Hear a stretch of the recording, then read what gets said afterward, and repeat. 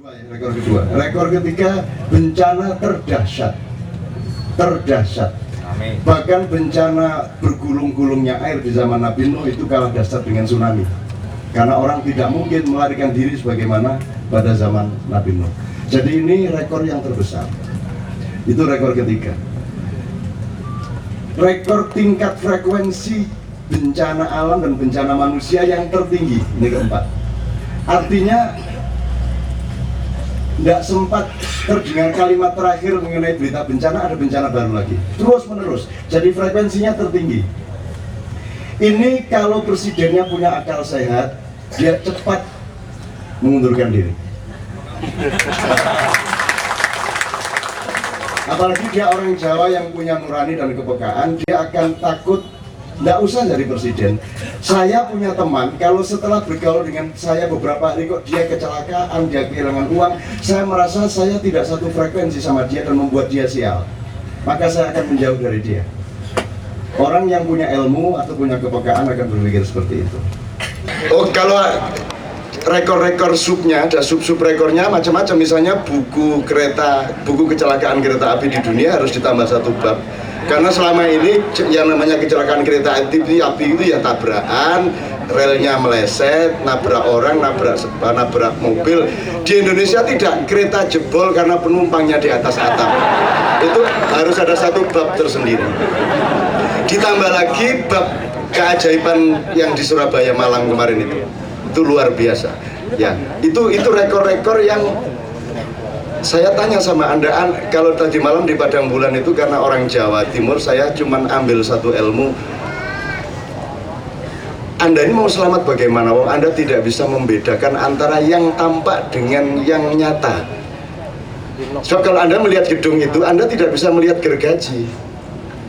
Anda tidak pernah ingat gergaji melihat gedung itu, melihat suku, melihat gedung. Anda tidak pernah ingat gergaji, padahal hakikat gedung itu salah satunya ada pada gergaji. Kalau nggak ada gergaji, bagaimana Anda bikin tiang, bagaimana Anda bikin mebel, bagaimana Anda bikin kayu itu, kalau nggak ada gergaji, satu kayu dari pohon menjadi satu tiang. Tapi dengan gergaji terjadi efisiensi yang luar biasa. Jadi revolusi gergaji, revolusi roda, revolusi berbagai macam yang hasil orang-orang kafir itu. Hasil orang-orang kafir, ini listrik ini hasil orang kafir juga. Handphonemu itu hasilnya orang kafir juga. Dan kalian semua orang kafir, saya orang kafir karena kita kurang bersyukur.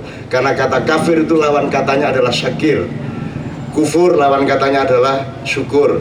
Begitu Anda kurang bersyukur, Anda jadi orang kafir, kan begitu. Jadi kalau Anda ingin mengkafirkan Romo, saya ingin bilang Menteri Agama yang masuk penjara 7 tahun itu kafir juga, kan begitu. Gitu ya, baru saya mau mengkafirkan dia. Saya juga kafir karena saya kurang bersyukur. Istri cantik tapi kurang sering dihamili. Nah, jadi kalau mau kafir-kafiran begitu itu. Oke, tapi saya terusin rekornya. Dan rekor ke-6 ini pemerintahan dengan jenis modus operandi kriminalitas yang luar biasa. Cara orang berbuat jahat di Indonesia itu mengalahkan setan. Maka Mbah Surip bilang, awas setan kerasukan manusia. Gitu.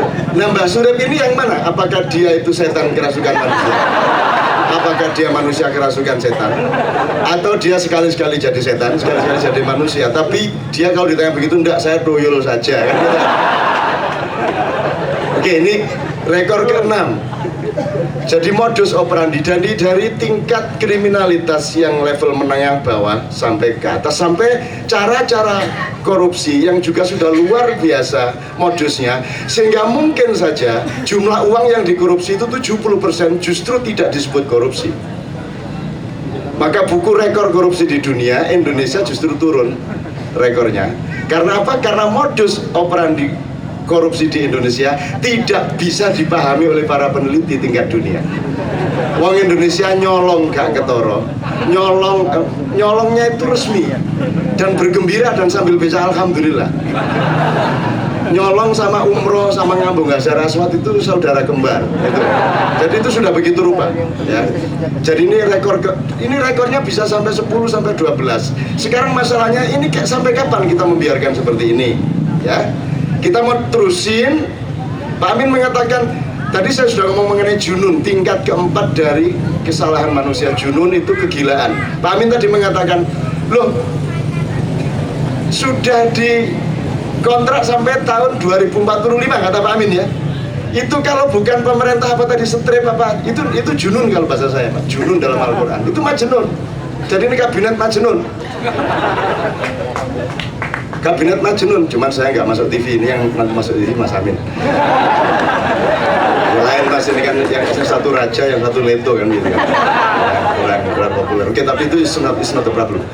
Saya hanya ingin menanyakan sekarang pembicara yang lain, kita mohon untuk mengabdi. Kalau memang kita sudah rusak, pemerintahnya sampai rakyatnya, sampai sistemnya, sampai segala macamnya, ini kita apa optionnya? Satu, menyebarkan kepada masyarakat proses-proses penyembuhan dan penyadaran, tapi ini sangat panjang. Nomor dua, meningkatkan kekuatan-kekuatan kontrol ya kepada yang berkuasa. Ini bisa dilakukan, kita bisa kumpulin di sini Pak